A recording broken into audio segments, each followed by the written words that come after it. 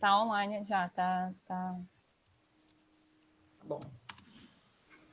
Vou admitir aqui então, tá, Ana? Calma, deixa eu só abrir a live. Já foi aqui. Tá bom.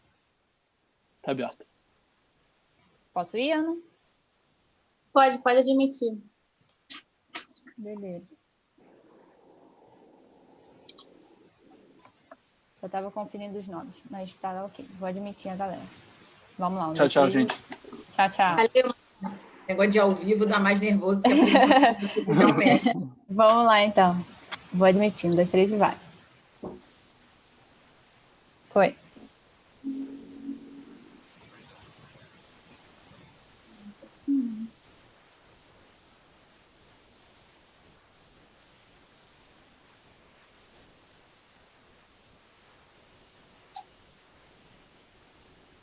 Ana, só não esquece de colocar a Maína no Spotlight quando ela começar. Pode deixar.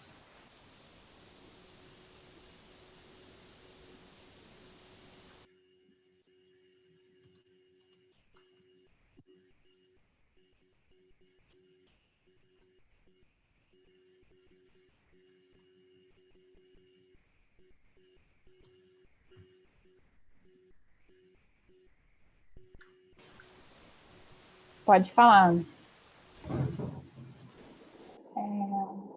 Tem mais gente para entrar aí, Ana.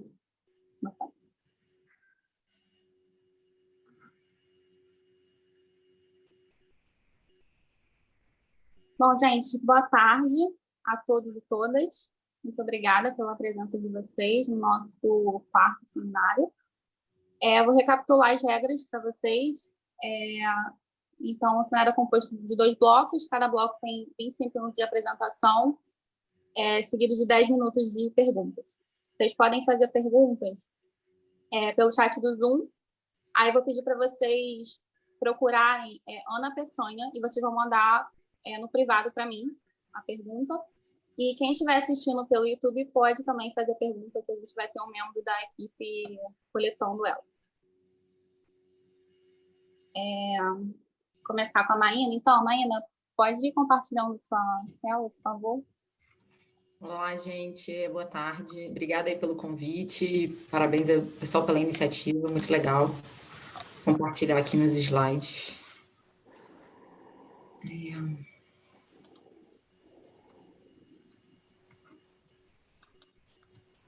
Então, Ana, posso começar? Deixa eu só te apresentar. Tá bom, desculpa. A Maína é doutora pela PUC-Rio, professora da PUC, pesquisadora do SEBRE, já trabalhou como diretora no Instituto Pereira Passos e na Secretaria Municipal de Habitação e Cidadania do Rio de Janeiro. Pode começar. Tá bom. Então, esse é um dos meus papers que vieram na minha tese de doutorado, tá? Que foi exatamente sobre uma avaliação de várias metodologias para avaliar o impacto da expansão da infraestrutura de transporte que aconteceu no Rio de Janeiro, provocada principalmente pela investimento das Olimpíadas e Copas do Mundo. Tá? Então, vou tentar, 25 minutos, falar um pouco da motivação e fazer um sumário dos resultados, tá? E depois eu vou falar um pouco alguns detalhes, e aí onde bater meus 25 minutos, acabou, tudo bem, pelo menos todo mundo vai ter um resumo dos principais resultados, tá? Da motivação. Então, a motivação desculpa, eu estava uma coisa na tela. Então, bem, a primeira coisa que eu acho que por que a gente estuda cidades, né? Então, hoje, cidades, elas correspondem a praticamente metade da população mundial mora em cidades, tá? E 70% a 80% do PIB mundial é produzido nas cidades, tá? Bem, em 2015, as previsões do Banco Mundial é que 2,5 bilhões de pessoas se mudariam para as cidades, você teria desse movimento, principalmente em países de desenvolvimento, tá? Dentro desse cenário de cidades, de países em desenvolvimento que se expandem e recebem cada vez mais gente, o transporte público tem um papel principal, né? Entender quais são as consequências dessa urbanização. Então, a primeira coisa é que o transporte conecta as pessoas a empregos e serviços. Então, só estar numa cidade, você ter algum emprego em uma cidade, serviços de saúde e educação não bastam. Você precisa ter o acesso de fato a esses empregos e saúde, tá? Coisas que a gente está vendo na prática agora, na pandemia, as barreiras que pode gerar. tá? Além disso, o transporte ele facilita a separação entre local de trabalho e local de moradia. Então, permite que os indivíduos maximizem mais onde querem trabalhar e onde querem morar, pensando nas externalidades de aglomeração, onde o transporte não custa tão alto, tá? Mais ou menos alto, dependendo da cidade.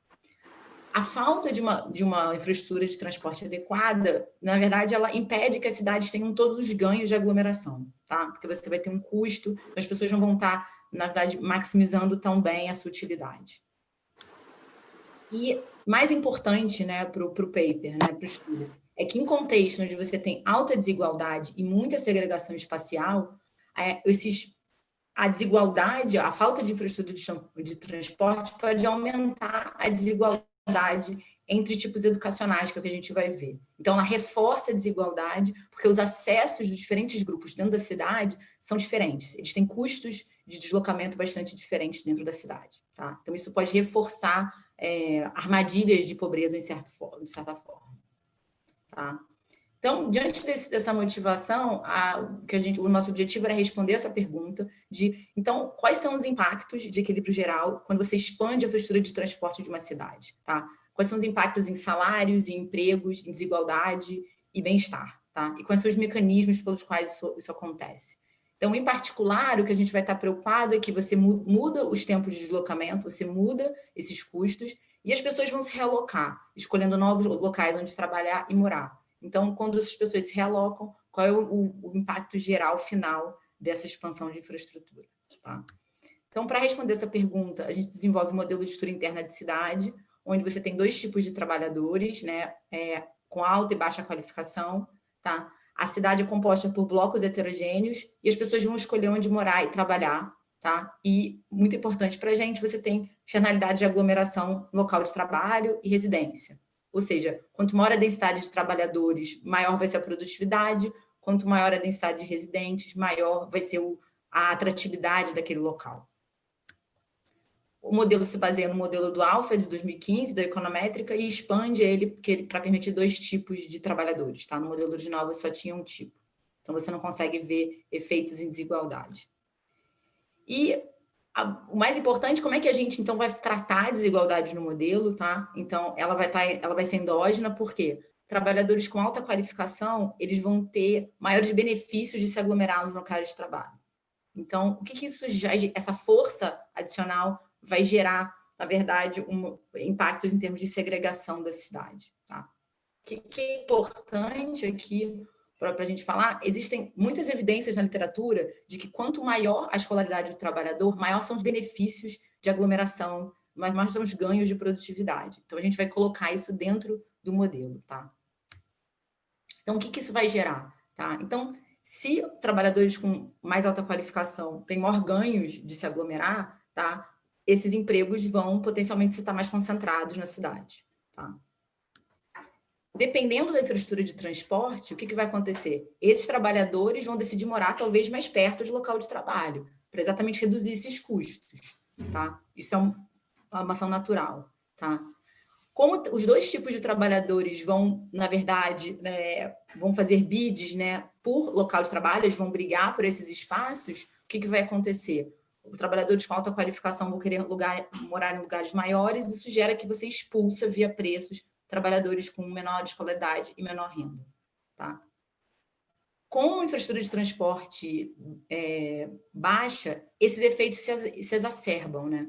Então, os custos vão ser potencialmente maiores, são os trabalhadores qualificados vão tender a morar mais perto do local de trabalho, tá? E essa diferença salarial vai ser maior, então os trabalhadores low skill vão ser expulsos para áreas nos outskirts da cidade.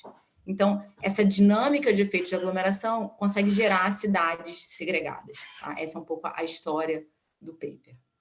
Explicar por que você tem alta segregação nas cidades. Tá?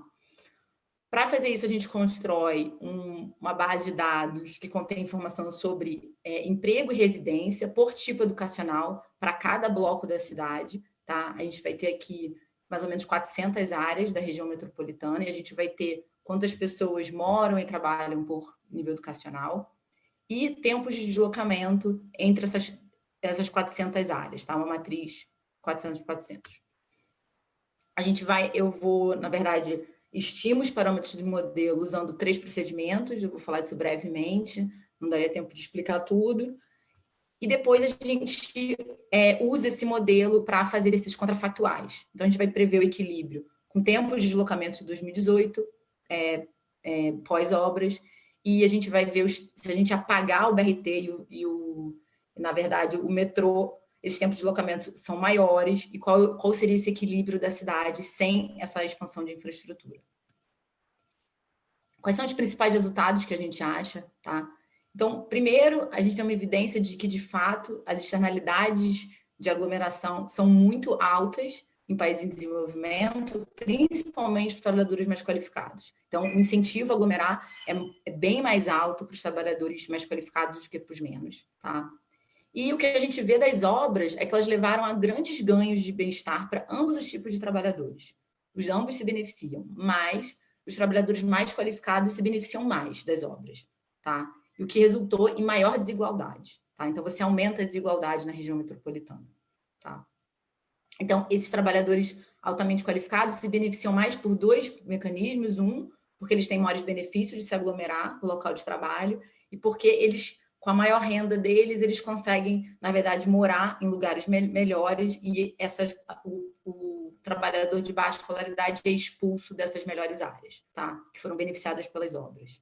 A gente mostra também que tem muita complementaridade entre, se você fazer só o BRT e fazer só o metrô, o impacto conjunto é bem maior, tá? Que mostra a importância de você conectar a rede inteira. Então, esses seriam os principais resultados. O que eu vou mostrar para vocês é um pouquinho de cada coisa para tentar localizar um pouco esses resultados. Em relação à literatura, o que a gente está adicionando, né, tem uma literatura em modelos de equilíbrio geral entre a cidade, né, entre blocos da cidade, tá? Que se começa essa literatura recente com o paper do Alfred em 2015, e você tem outros papers que estenderam para 2 tipos de trabalhadores, extensões similares à minha, tá?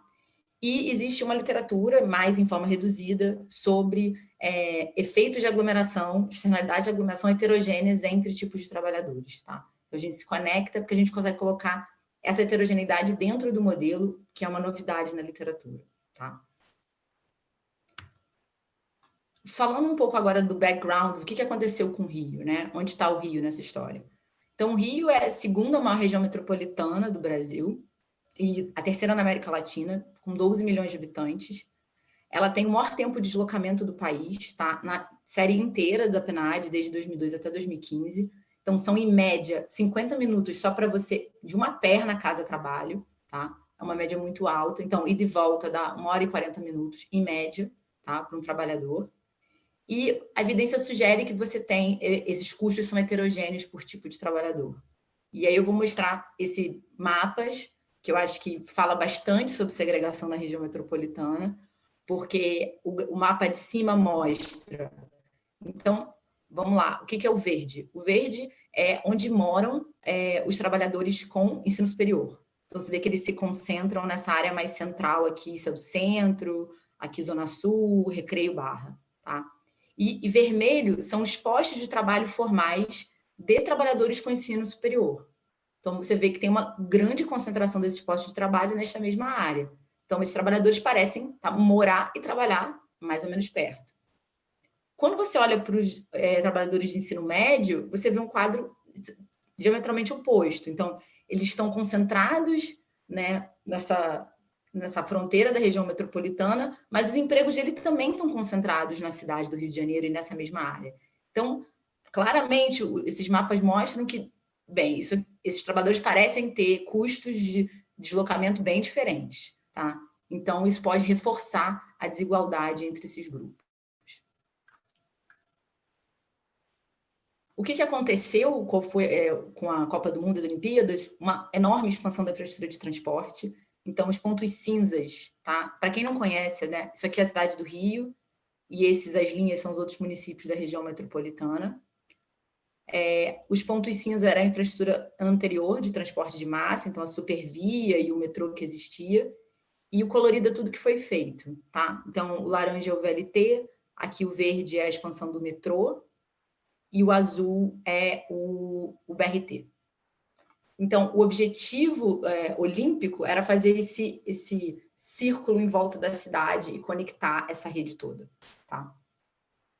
Então, apesar desse tratamento, de certa forma, estar na cidade, ele impacta toda a região metropolitana, tá? Por quê? Metade dos trabalhadores da cidade não moram na cidade do Rio de Janeiro, mas sim nos outros municípios da região metropolitana. Então, o modelo estrutural leva toda essa área em consideração, e não somente a cidade do Rio. Do outro paper da minha tese, a gente tem evidências de forma reduzida, então a gente faz um diff in diff, olhando o que aconteceu nas áreas próximas às estações, em comparação com áreas mais distantes. Então, aqui, basicamente, é o impacto no número de firmas e no número de trabalhadores, tá?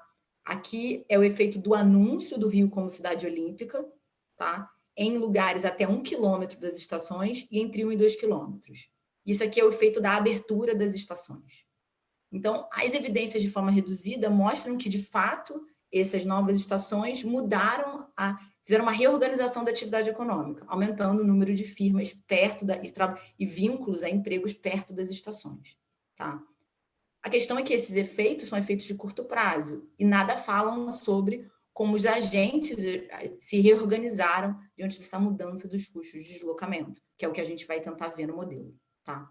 Então, isso é o efeito abriu a estação, o que acontece nas redondezas. Uma outra coisa dada a mudança dos tempos de deslocamento, como é que as pessoas reotimizam suas escolhas de onde morar e onde trabalhar. Então, eu vou falar brevemente aqui do modelo e vou pular para os resultados para não estourar o tempo, tá? Então, qual é a ideia desse modelo? Um modelo super simples, né? Perto da realidade. Então, você tem 2 tipos de trabalhadores, high e low, tá? Trabalhadores. E esses trabalhadores fazem 2 principais escolhas nesse modelo. É se eles decidem ir morar nessa cidade ou não, e aqui a cidade é definida como uma região metropolitana, tá? Então, eles têm uma utilidade da wider economy, uma utilidade reserva, e eles têm uma utilidade esperada de morar nessa cidade. Eles vão escolher, vão maximizar a utilidade. Uma vez que eles decidem entrar nessa cidade, eles observam, né, todos os locais de escolha, onde morar e trabalhar, tá? Eles vão observar um choque idiosincrático, que vai ser esse Z, que é o choque de preferências, tá? E vão observar isso aqui, basicamente as escolhas desse trabalhador e morador. Ele escolhe o local de residência, onde ele vê amenidades e preço da terra.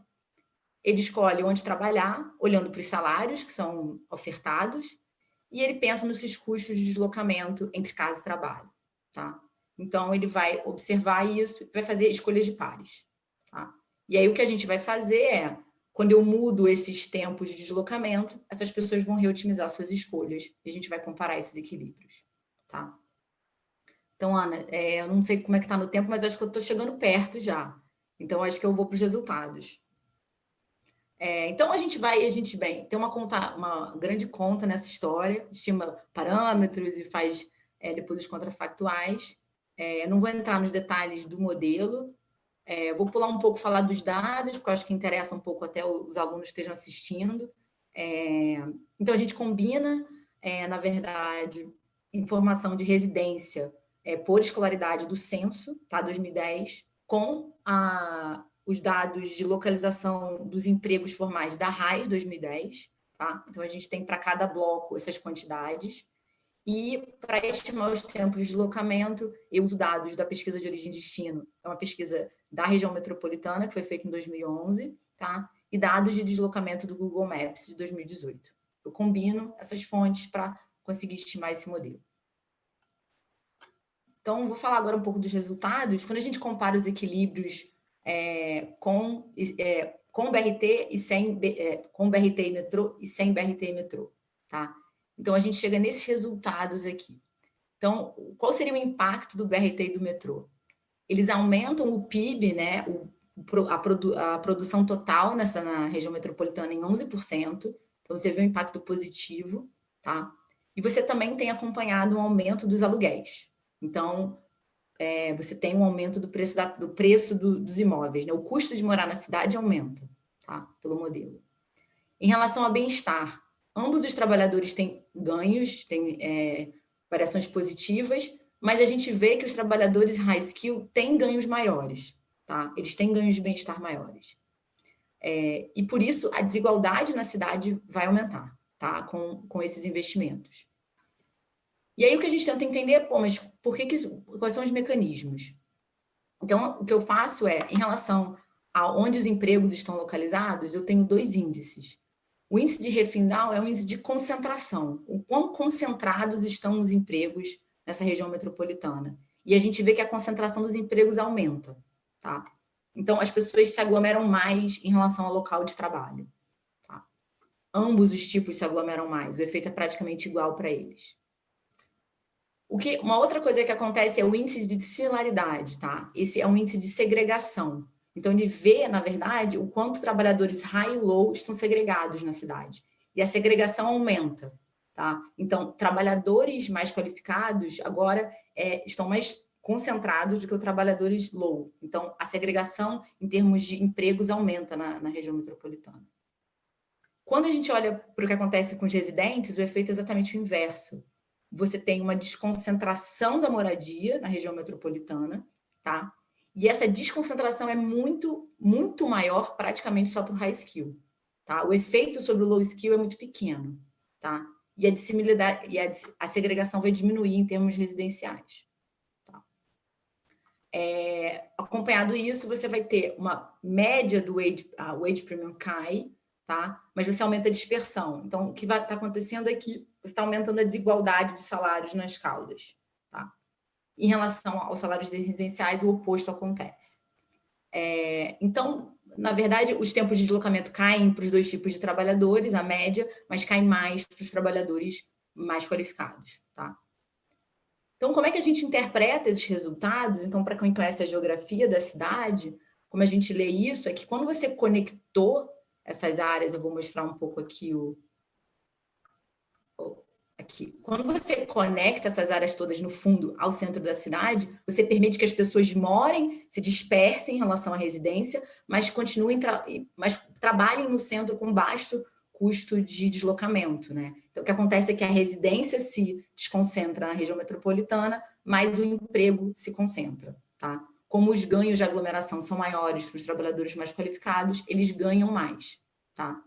E, ao mesmo tempo, a gente sabe que parte dessa área que foi conectada é uma área com alta amenidade, perto da praia, tá? Então, os aluguéis sobem mais e os trabalhadores low skills são expulsos dessas áreas. Então, é um pouco o resumo dessa história, tá?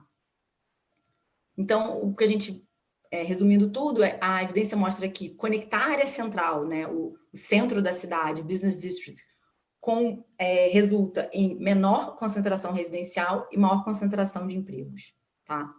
Todos os trabalhadores se beneficiam, mas os high skills se beneficiam mais, tá?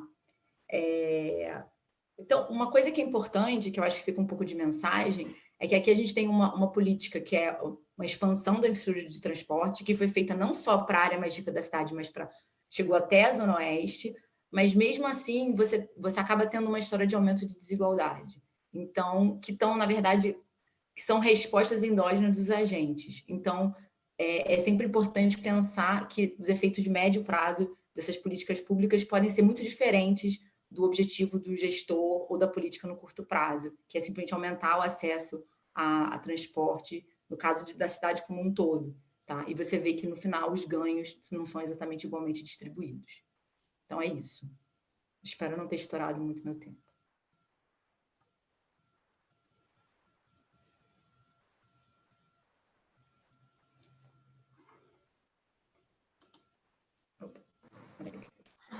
Obrigada, Marina.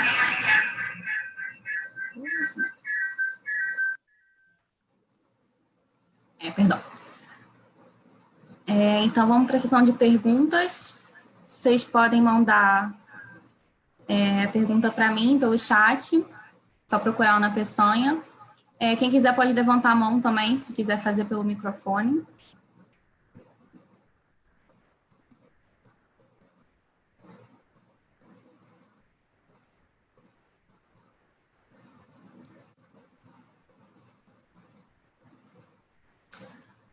Maína, o Daniel, você falar mais da forma reduzida.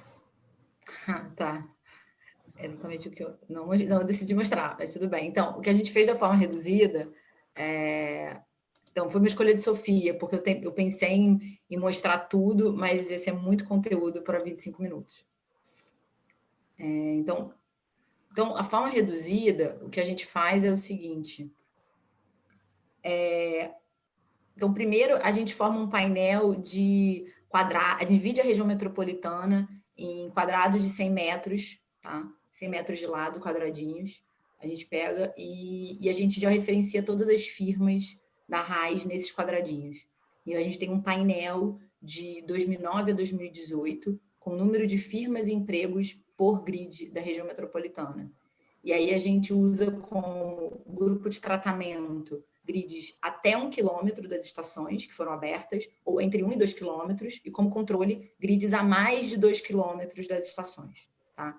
E a gente faz diferenças vendo a evolução de número de vínculos e número de firmas nesses grids. Tá? A gente usa efeito fixo de grid, efeito fixo de trimestre da RAIS, e alguns outros controles de tendências por regiões administrativas. A gente tem um resultado bastante robusto de que essas áreas perto das estações viram um aumento de firmas e um aumento de vínculos. Não está nessa apresentação, mas na minha tese, também agora eu estou tirando novos resultados, esses efeitos são bastante heterogêneos em relação ao tipo de trabalhador que é contratado e ao setor da firma. Tá? Então, é um efeito muito concentrado no setor de serviços, basicamente, e mais para trabalhadores com ensino médio e ensino superior. O Henrique levantou a mão aqui. Fala, Henrique.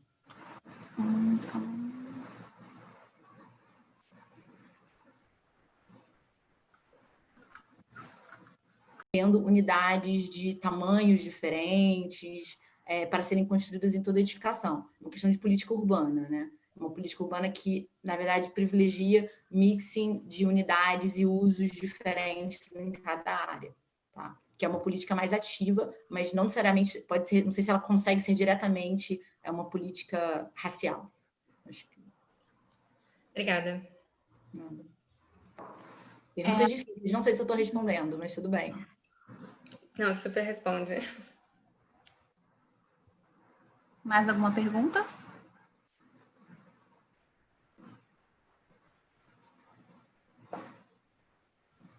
Acho que não. Obrigada, Maína. Obrigada, eu que agradeço, gente. Tássia, se quiser já compartilhar sua tela.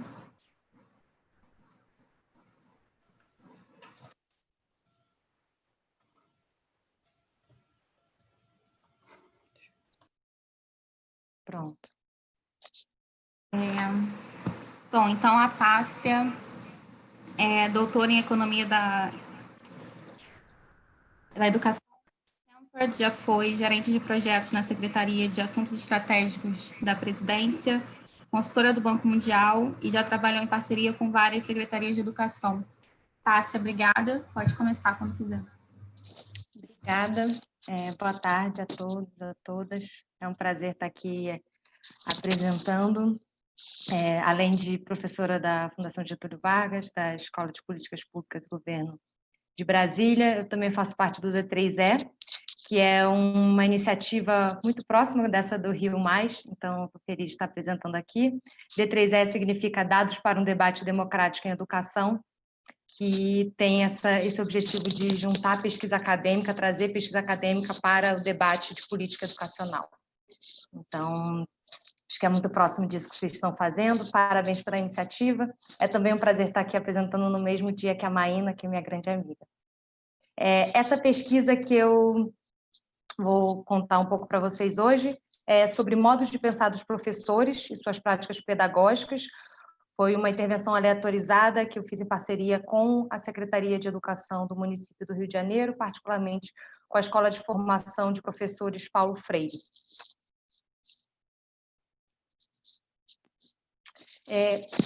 Como motivação, eu gosto de contar um pouco como eu cheguei nessa pergunta de pesquisa e o que é modos de pensar, né? E modos de pensar é uma tradução que eu e minha equipe de pesquisa fizemos para mindset. Acho que mindset tem sido mal utilizado no Brasil, bastante mal utilizado no Brasil, e a gente faz essa tradução para modos de pensar. Modos de pensar é basicamente as crenças implícitas que os indivíduos têm em relação à inteligência, e que o indivíduo não nasce com uma inteligência fixa, com um potencial fixo, que pode ou não ser atingido, mas que esse próprio potencial ele pode crescer. Então, essa crença em relação à possibilidade, à flexibilidade da inteligência, da possibilidade da inteligência crescer, tem sido bastante comprovada na literatura, e o que é particularmente relevante dentro da educação, para a política educacional, é que a própria crença de cada indivíduo em relação à inteligência, a esse potencial, importa para o próprio potencial, para o próprio crescimento no processo de aprendizagem.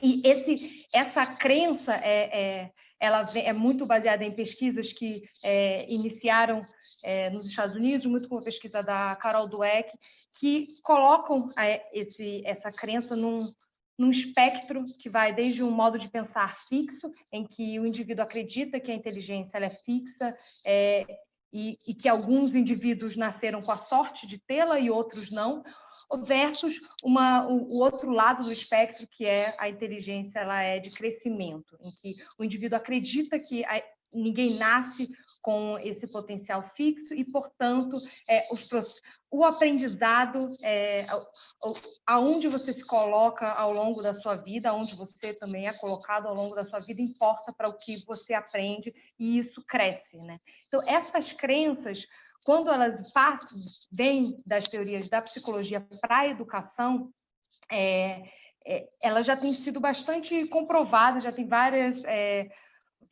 estudos que comprovam a importância dessas crenças em relação à inteligência dos estudantes e como que eles veem a inteligência em relação a si, em relação aos seus colegas, que isso impacta no seu desempenho acadêmico.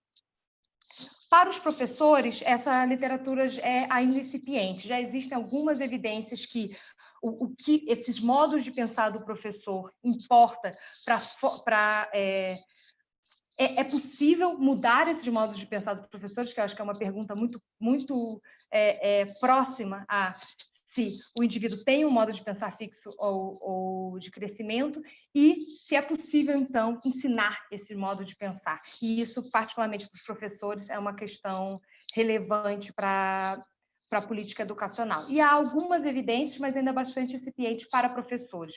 E aí é nisso que essa pesquisa entra, em que a gente começa, então, a tentar entender se isso importa para os professores, como que isso chega até os alunos. Se os modos de pensar dos professores, se a gente consegue impactar os modos de pensar dos professores para ser de crescimento, isso muda a prática pedagógica deles? E quando isso muda a prática pedagógica deles, como que isso muda os modos de pensar dos alunos através dos professores, e então isso pode chegar nos resultados dos alunos. Então, esse processo de como os modos de pensar dos professores pode chegar até o desempenho dos alunos é o que a gente acha mais relevante para impactar a política educacional a partir desse tipo de teoria. E acho que o que é também relevante nesse estudo, além de trazer a questão da prática pedagógica para essa teoria, é pensar que muito dessa teoria de modos de pensar, ela já foi testada e comprovada em países muito mais ricos que o Brasil. E isso é particularmente relevante quando a gente traz para o contexto do Brasil e particularmente para o contexto do município do Rio de Janeiro, que acho que é como uma questão que eu falo, como que eu cheguei nessa questão, né?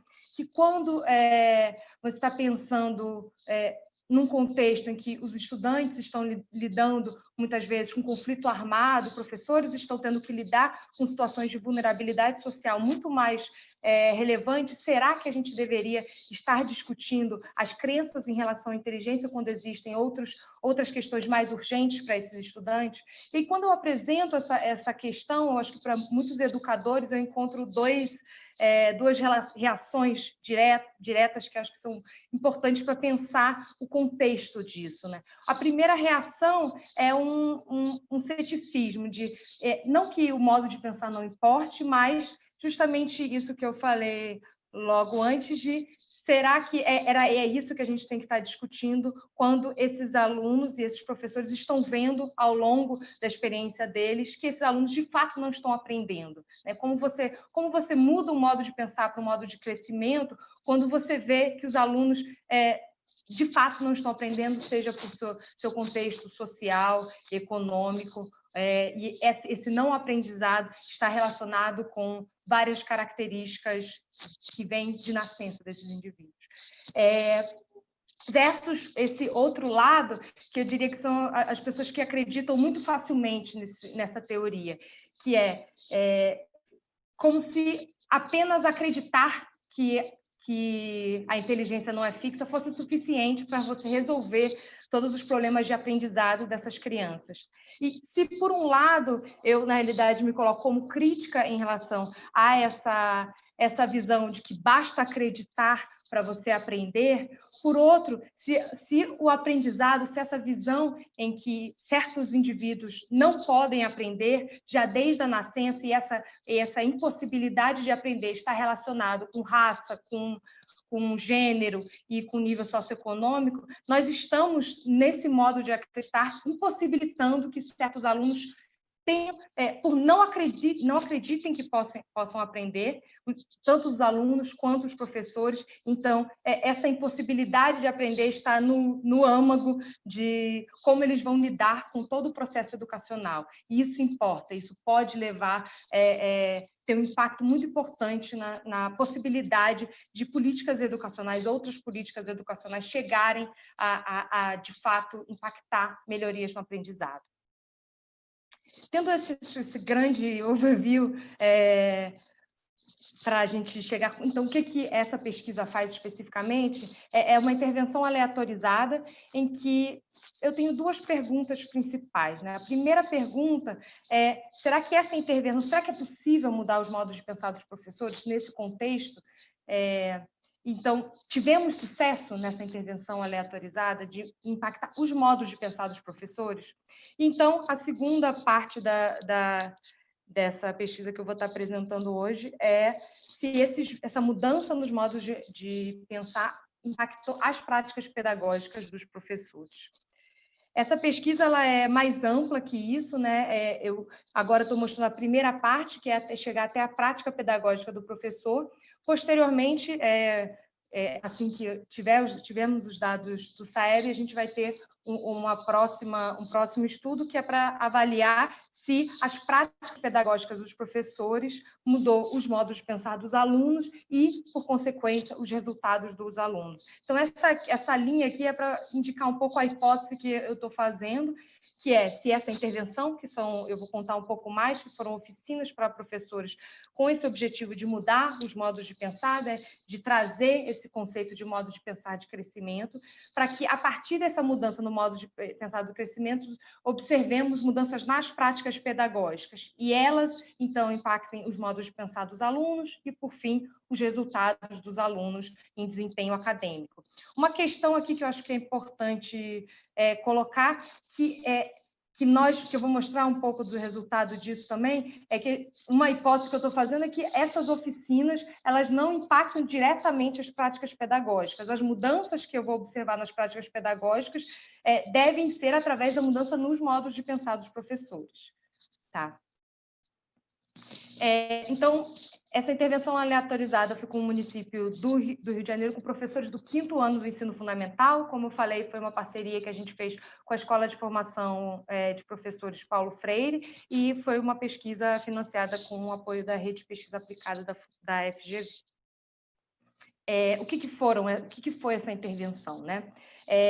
Foram 5 encontros de 2 horas cada, em 5 semanas diferentes, que aconteceu no começo de 2019, entre março e abril de 2019, em que eu vou falar um pouco mais à frente sobre a amostra, mas foram 125 professores, em que foram organizados em 8 turmas, então as turmas tinham aproximadamente 15 professores, e a gente tinha 2 formadoras, que eram formadoras da rede, então as turmas tinham essa preocupação das turmas não serem muito grandes, e o desenvolvimento de toda a intervenção aconteceu anteriormente num piloto em que a gente desenvolveu junto com a rede uma intervenção específica para mudar os modos de pensar dos professores.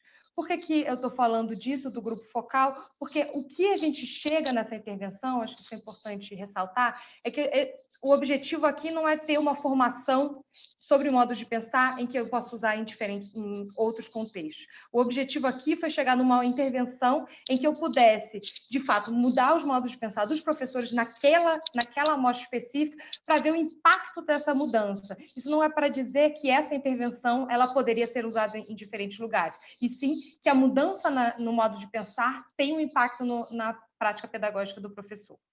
Tá? Mas o que foram essas oficinas?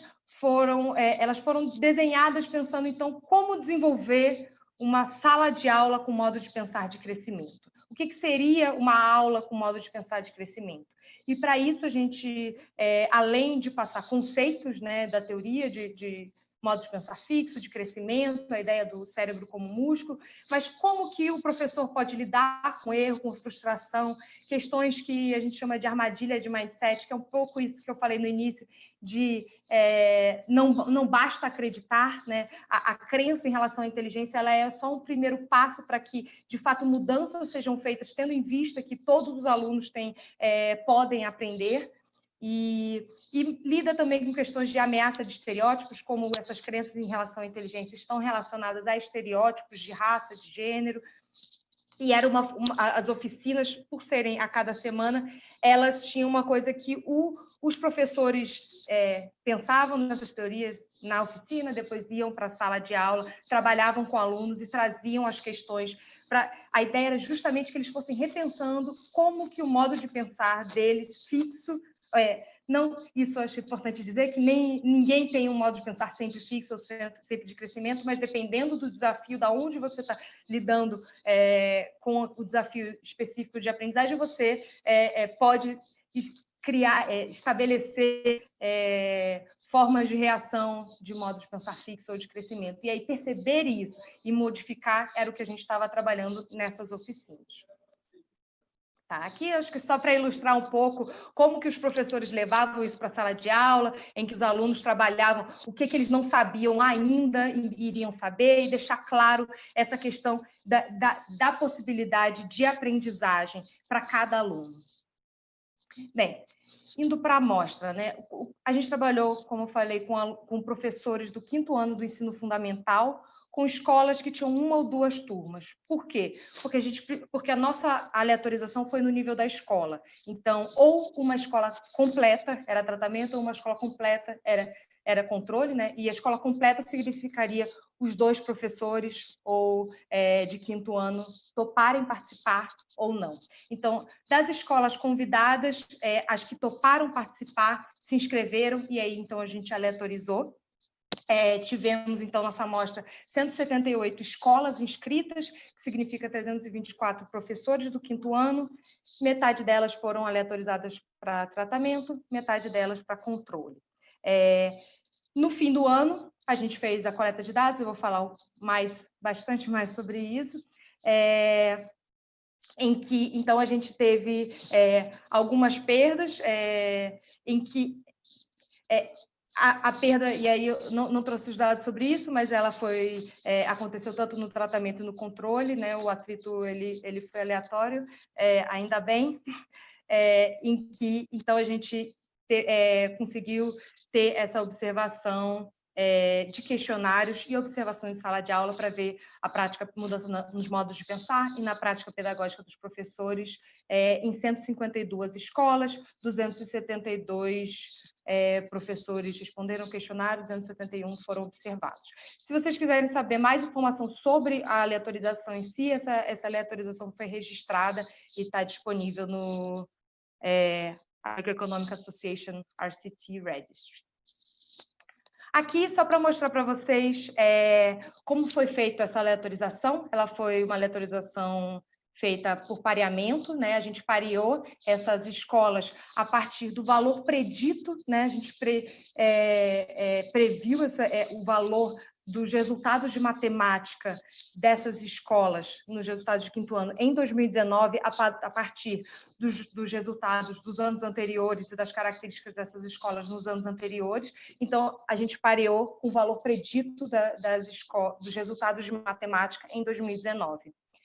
E aqui essa tabela só para mostrar um pouco que a aleatorização foi bem feita, que o nosso grupo de tratamento e do controle está bem balanceado.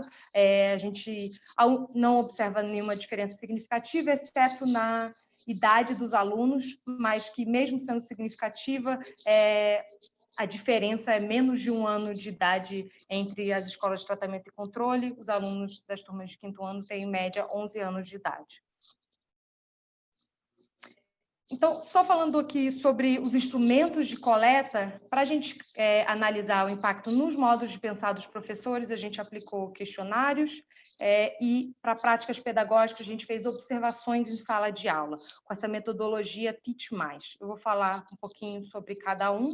Os questionários foram desenhados a partir do que a literatura já analisa, utiliza como medidas para modos de pensar dos professores, particularmente perguntas que vêm da teoria de inteligência implícita da Carol Dweck. A gente também utilizou as perguntas desse ITIS, né? Implicit Theory of Intelligence Scale, e também algumas perguntas de um questionário de confiança na inteligência. Essas perguntas foram traduzidas pela nossa equipe de pesquisa, com 2 tradutores separados, e a gente testou essas perguntas no piloto para chegar numa versão final e contextualizada que fizesse sentido para os nossos professores. A gente também incluiu uma escala de desejabilidade social, uma vez que dizer que a inteligência, se você acredita na flexibilidade da inteligência, pode ter uma relação alta com ser desejável socialmente, se você sabe que é desejável socialmente, que a crença em relação à inteligência seja flexível, você tem uma tendência em responder mais essa resposta. Esses itens de modos de pensar de crescimento. Então, a gente incluiu esse tipo de controle também. Sobre as observações em sala de aula, eu vou falar rapidinho para dar tempo de entrar nos resultados, nos modelos e nos resultados. A gente usou o Teach+, que é uma metodologia de observação em sala de aula, que é uma junção, uma metodologia criada por especialistas em observação em sala de aula, que junta uma metodologia chamada Teach, que foi desenhada pelo Banco Mundial com um módulo de uso do tempo. Ela olha basicamente para a qualidade das práticas de ensino, particularmente para a cultura da sala de aula, qualidade da instrução e habilidades socioemocionais. Se o professor está promovendo essas questões. E o uso do tempo, esse módulo de uso do tempo, ele analisa como que o professor usa o tempo dentro da sala de aula, em termos de quanto tempo está sendo dispendido em atividades pedagógicas, gestão da sala de aula, e qual tipo de atividade, são atividades mais ativas ou mais passivas. O uso de materiais e engajamento dos alunos.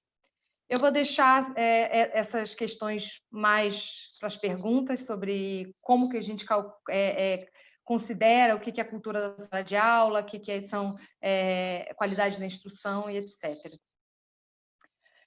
Basicamente, a coleta de dados aconteceu no fim do ano, né, entre outubro e novembro, e os observadores eles tiveram uma formação muito grande, foi uma semana em que somente eram observadores externos que foram contratados para fazer essas visitas de observação em sala de aula.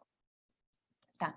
Indo para como que a gente estima cada uma das perguntas. Primeiro, nossa pergunta a intervenção teve impacto nos modos de pensar dos professores? E aqui, né, a parte mais fácil, como foi uma intervenção aleatorizada, o que a gente está fazendo é comparar o grupo de tratamento com o grupo de controle no nível da escola, e a gente inclui esses controles, que é um efeito fixo do par, do observador e algumas outras características, como essa medida de social desirability que eu falei inicialmente. E aqui a gente observa que sim, a gente essa intervenção teve um impacto significativo, aqui a cada coluna está somente acrescentando mais controles, mas o que a gente está vendo é que estar numa escola de tratamento em relação a estar numa escola de controle teve um impacto significativo sobre essas medidas de modos de pensar de crescimento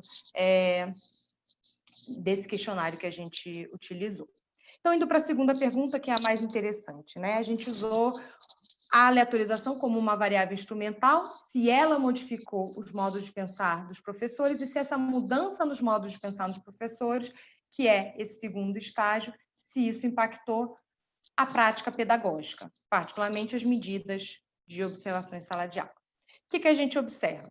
Primeiro, o primeiro estágio, como já indiquei antes, é bastante significativo. O que a gente vê aqui é que essa medida aqui é uma medida geral desse TIT+, em que a gente observa que, de qualidade da sala da prática pedagógica, a gente observa que professores com maior modo de pensar mais de crescimento têm um impacto positivo e significativo, aqui em desvios padrões, né? Os nossos Y estão todos padronizados, nessa medida geral de qualidade da sala de aula. Mas o que isso significa em detalhes? Como eu falei, essa medida do TIT+, primeiro o TIT, ela mostra questões como cultura da sala de aula, qualidade da instrução, e se o professor promove habilidades socioemocionais entre os alunos. A primeira coisa que a gente observa é que dessa medida geral de qualidade da sala de aula, o que de fato mudou foi o que a gente chama de cultura da sala de aula, que é basicamente o professor trata com mais respeito os alunos. O que significa que o professor considera ao invés, por exemplo, de dar uma bronca no aluno quando ele faz algo que vai contra o que se esperava dele, o professor explica, dá uma resposta do que se esperaria dele. Então, deixa claro quais são as expectativas comportamentais e responde essas expectativas de forma mais positiva. Sobre o uso do tempo, o que a gente observa é que, e isso acho que quando eu falei que aquele passo direto da formação, né, da oficina para a prática pedagógica, a gente não queria observar isso, e aqui é o que a gente está vendo, que, de fato, a formação, todo o impacto que ela teve na prática pedagógica foi através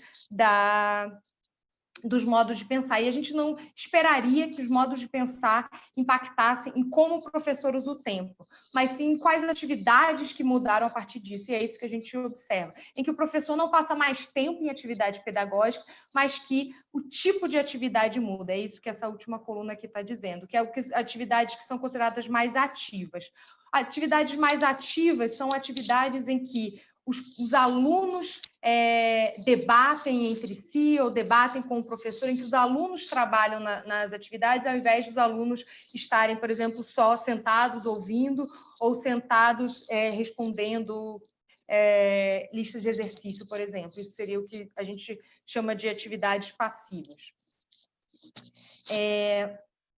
Bem, vou concluir por conta do tempo, mas fico à disposição para entrar mais a fundo no que é esse TIT+, e o que cada um deles cada um desses resultados está significando.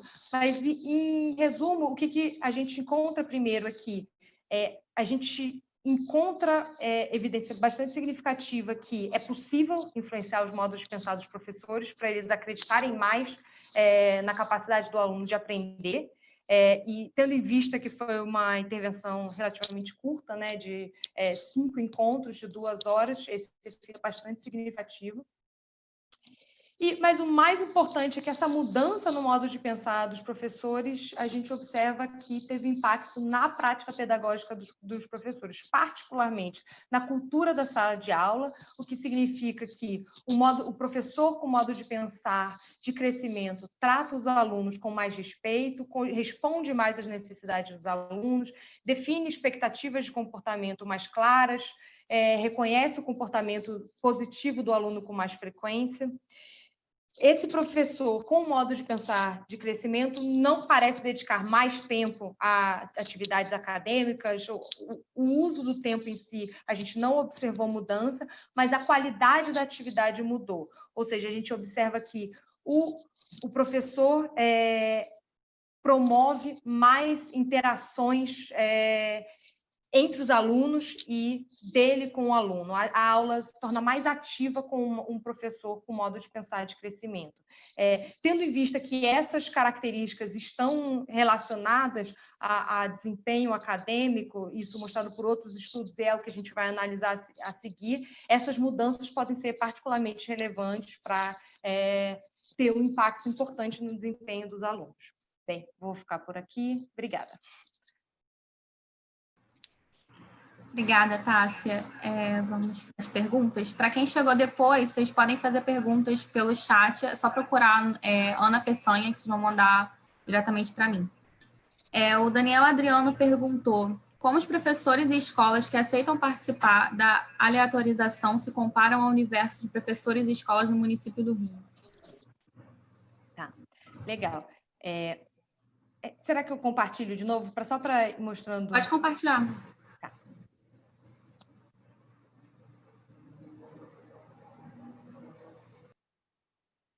Então, a gente convidou essas 395 escolas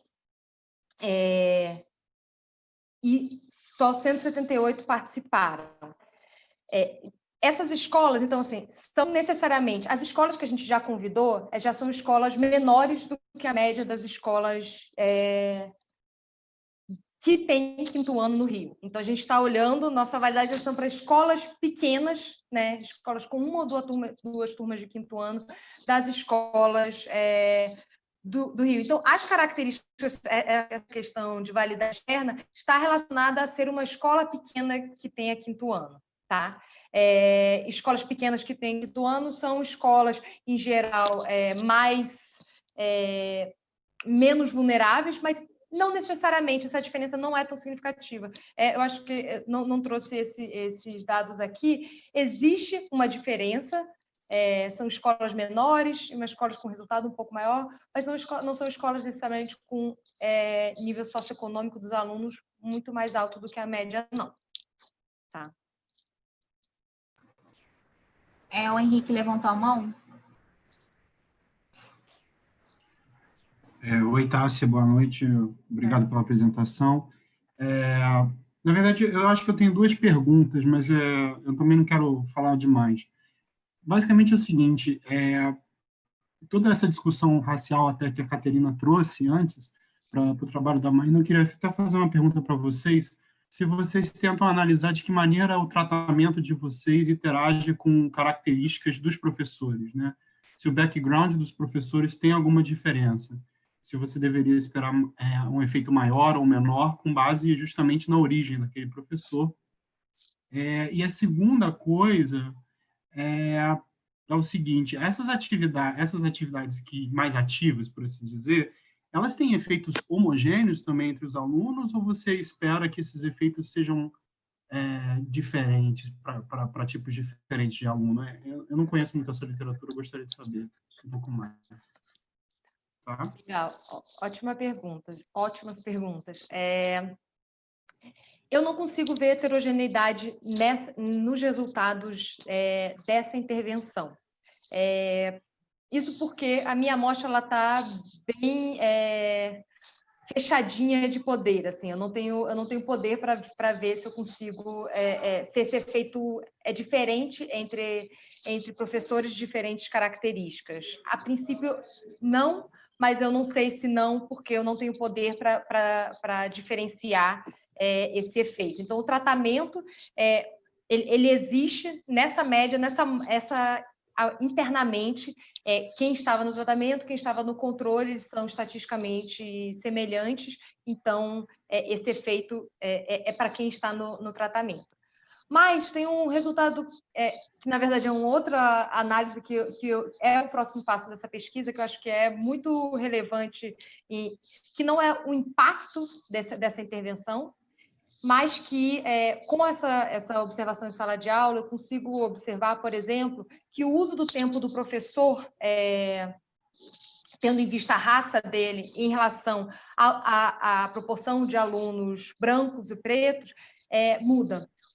Uma diferença, por exemplo, significativa que eu observo é que professores brancos gastam menos tempo em atividades pedagógicas quando existe uma maior proporção de alunos pretos, versus professores pretos que gastam mais tempo em atividades pedagógicas quando tem uma maior proporção de alunos pretos. Isso conversa com uma literatura que acho bastante relevante, que é o próximo passo que a gente quer seguir nessa pesquisa, que é a relação entre a raça dos alunos e o dos professores. E eu acredito, eu acho que isso está muito relacionado quando eu falei da questão de ameaça de estereótipos, que se você acredita que nenhum indivíduo nasce com potencial fixo, e sim que o potencial de aprendizado ele cresce ao longo da vida, é incompatível você ter uma crença, um modo de pensar de crescimento e ser racista, né? Assim,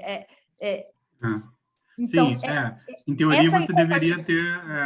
eu imaginaria que o racista ele talvez só acreditasse no crescimento da raça dele, né? Justamente, mas então que de fato ele associa que existe algo que fixa determinados indivíduos, né? Então, determinados indivíduos, por conta da sua raça, ou por conta do seu gênero, não têm a possibilidade de aprender, né? Esse potencial é menor.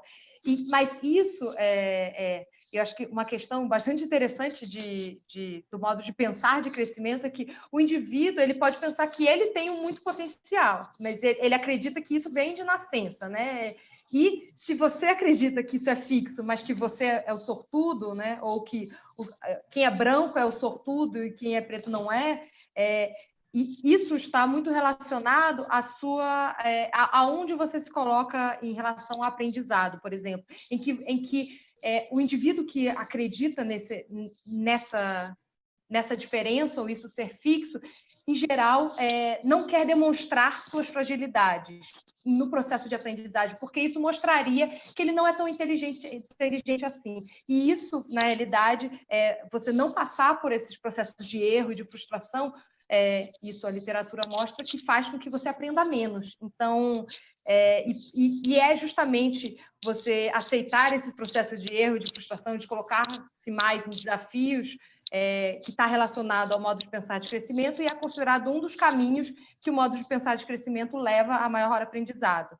Então, sim, eu acho que existe essa relação, isso está colocado na literatura em diferentes momentos, de diferentes formas nessa relação entre a ameaça de estereótipo e o modo de pensar de crescimento. Eu não consigo observar isso nessa pesquisa. O que eu consigo observar é essa distribuição desigual de uso do tempo, mas não é o impacto que esse tratamento teve. Acho que falei bastante, espero que tenha respondido. O Vinícius também levantou a mão. Oi, vocês me ouvem? Sim. Bom, Tassi, parabéns pelo trabalho.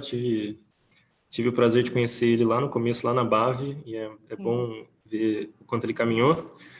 Então, eu queria te perguntar, na verdade, se você consegue dar um pouco uma medida da magnitude, talvez alguma comparação para esse efeito que você acha da intervenção sobre o mindset dos professores, porque geralmente, assim, pelo menos até onde eu conheço, esse tipo de crença está relacionada com uma coisa um pouco mais cristalizada e talvez não tão maleável. Eu queria que você comentasse um pouco sobre isso. E aí que me acende uma luz aqui também na cabeça é que, enfim, se essa medida do mindset ela é realmente confiável, quanto que vocês olharam para isso, para esse instrumento funcionando, enfim. Acho que é isso. Sim, obrigada. A gente conversou já um pouco, né? E minha assistente de pesquisa volta e meia conversa com você também. Então, obrigada.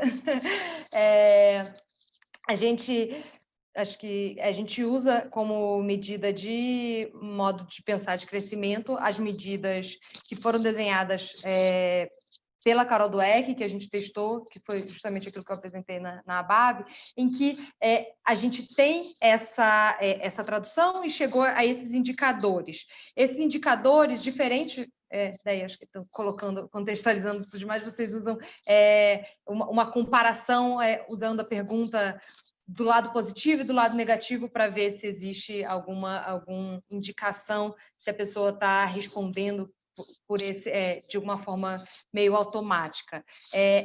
Esses resultados não estão fazendo isso, né? A gente está pegando basicamente o indicador que é desenhado a partir tanto da... E aqui eu estou usando unicamente o ITES, mas se eu uso só o da Carol Dweck ou só o da confiança em relação à inteligência, eu encontro resultados semelhantes. A gente está avançando, e aí acho que é nisso que a Yara, a assistente especial, tem falado bastante com você, de a gente ter uma comparação, né, se a resposta vai... se a pergunta é positiva ou negativa, né, para a gente melhorar esse indicador do que é modo de pensar de crescimento. De toda forma, aqui eu acho que a gente não encontraria muita diferença nessa mudança do indicador. Claro que o indicador ser mais robusto traria ainda... acho que estaria mais claro, de fato, a qualidade do que é o modo de pensar de crescimento, mas como o tratamento e o controle teriam esses erros variáveis, né, dos alunos que têm uma propensão maior de responder para um mesmo lado, acho que os resultados não estão sendo impactados por esses errinhos do indicador. Não sei se isso respondeu a sua pergunta, mas... O Rafael Martins também levantou a mão.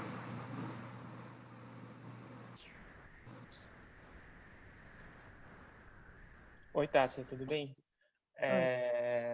Lá no seu segundo estágio, você divide a variável dependente em 3 componentes. Eu queria te perguntar sobre o componente que você não encontrou resultado. Eu esqueci o nome, alguma coisa emocional, né? Ótima pergunta. Social Emotional Aqui. Skills. Queria te perguntar o que os observadores deveriam estar observando, os professores deveriam estar fazendo, e se você tem alguma especulação de por que não teve efeito, né? Se, de repente, por exemplo, pode ser o fato de que os professores já têm uma deficiência de formação nessa prática pedagógica que é muito mais profunda do que das outras, e então que uma intervenção mais curta como as que vocês fizeram não conseguiria amenizar. Ótimo ponto. Essa questão acho que diz muito, que acho que é comum até confundir essa questão do modo de pensar de crescimento como sendo uma habilidade socioemocional, que não é. Na realidade, é uma crença em relação à inteligência, né? Então, ela pode estar relacionada a habilidades socioemocionais, mas e aqui a gente encontra que não teve efeito justamente nisso, né? Teve um efeito que não é muito robusto, né, na qualidade da instrução, que é essa segunda coluna, mas nas habilidades socioemocionais, pelo menos através dessa medida do TEACH, né, do que o TEACH está olhando. O que o TEACH está olhando se o professor promove mais autonomia para os alunos, se o professor promove... Eu acho que eu até coloquei aqui. Promove perseverança, se promove habilidades socioemocionais e colaborativas. Basicamente, e isso acho que fala sobre toda a medida do TEACH, em que existem parâmetros do que é considerado promover autonomia no nível alto, o que é considerado promover perseverança no nível alto, médio e baixo, e o que é considerado promover habilidades sociais e colaborativas no nível alto, médio e baixo. É interessante a gente ver que, apesar de os professores promoverem atividades pedagógicas mais ativas, essa medida, e isso é uma coisa que eu preciso explorar mais, aonde que exatamente não está batendo, né? Por que essas habilidades sociais e colaborativas, as habilidades socioemocionais como um todo, não é significativo. Mas aqui realmente vai ser especular o que está... por que a gente não observa, né? Mas a gente não era uma intervenção de habilidades socioemocionais, era uma intervenção de crença em relação à inteligência. Então, poderia promover mais autonomia, mas talvez para habilidades socioemocionais seja necessária uma intervenção de habilidades socioemocionais mesmo, que não era exatamente isso. O que eu vejo, assim, talvez a questão da cultura da sala de aula sendo a grande mudança é porque ela está relacionada a maior equidade dentro da sala de aula. E aqui, acho que aqui diz bastante que, quando fala assim, o docente trata os alunos com mais respeito, o docente usa uma linguagem positiva com os alunos, essa aqui é o que os observadores preenchem, né, na observação em sala de aula. E aí o docente atende às necessidades dos alunos, não apresenta preconceitos de gênero, rejeita estereótipos. Essas características, essas mudanças, eu entendo estarem mais relacionadas a ter uma sala de aula equitativa, em que compreende que alguns alunos são mais agitados que outros, alguns alunos têm diferentes formas de se relacionarem e esse tratar com mais respeito é considerar essas diferenças entre os alunos.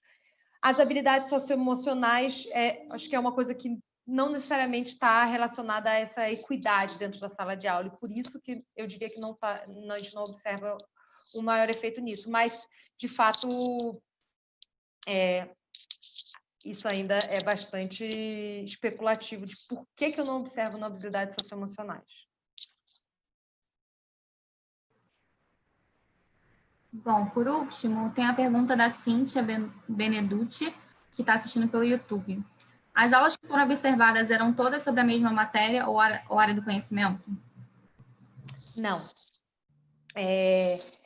Eram professores do 5º ano, né? Poderiam estar, como é o mesmo professor, ele poderia estar dando diferentes disciplinas. A gente usa isso como um controle, a gente controla para qual era a disciplina que estava sendo lecionada durante aquele momento da observação. Então, esse efeito é um efeito médio, e eu, assim como não encontrei nenhum efeito por características do professor, também não encontro efeito para qual a disciplina que está sendo lecionada.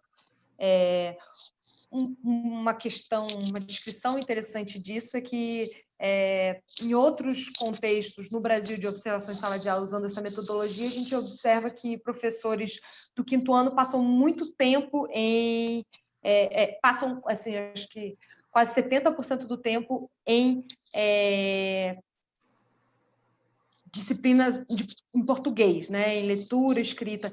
No Rio de Janeiro, a gente encontra uma distribuição bem mais heterogênea. A gente vê, a gente tem observação em português, em matemática, em ciências sociais, e isso mas a gente não consegue ver nenhum efeito diferente para cada disciplina. Bom, é isso. Tássia, Maína, queria agradecer a presença de vocês. Excelentes apresentações, excelentes temas de pesquisa. Lembrá-los que na semana que vem teremos Luciane Pereira e a Alicia Silva, às 6 horas. Então, a partir da semana que vem, todos os seminários vão ocorrer às 6 horas. Obrigada pela presença de todos. Tássia, Maína, obrigada. Obrigada, gente, pelo convite e pela companhia maravilhosa. Obrigada, gente. Foi um prazer.